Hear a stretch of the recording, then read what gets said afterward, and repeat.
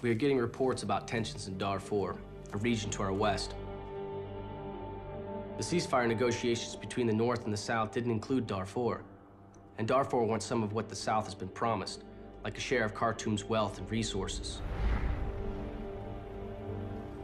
The north of Sudan is mainly Arab, and the government of Sudan is controlled by the leaders from these Arab tribes. The people of Darfur want a role in this government. They want to be able to have economic development on their land. And Khartoum doesn't want them to have this.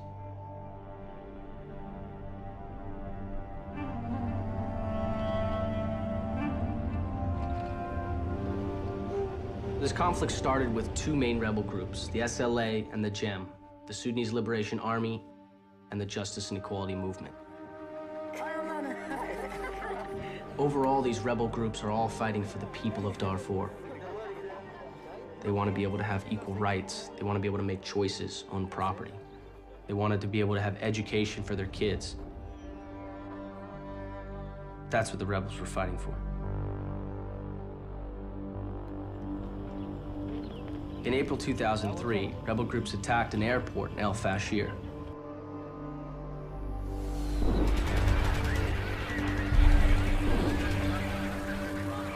The rebels rolled into this airport. They destroyed a number of aircraft on the ground, both Antonov bombers and helicopter gunships. They killed close to 75 people. This is one of the largest blows that had ever been delivered to the Sudanese government. This incited the government of Sudan to close off Darfur, kick out all foreigners, and they went on a complete killing spree in Darfur.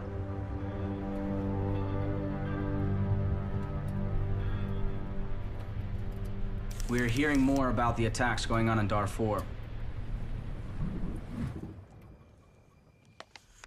The government is training Arab militias called the Janjaweed, and the Janjaweed are sent to attack and burn villages.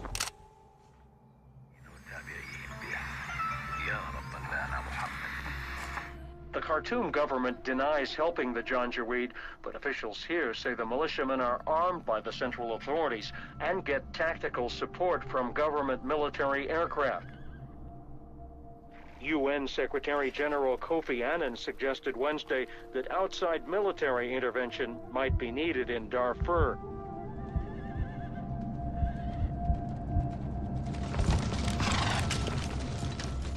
The Janjaweed, which means devil on a horse, are the Arab militia groups that are armed and trained by the Sudanese government.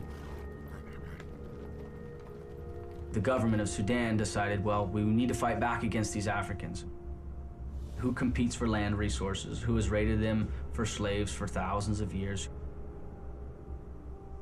Who's their natural enemy? They choose these Arab militias. The Janjaweed are paid in loot, and they're allowed to loot and burn and rape whatever they want.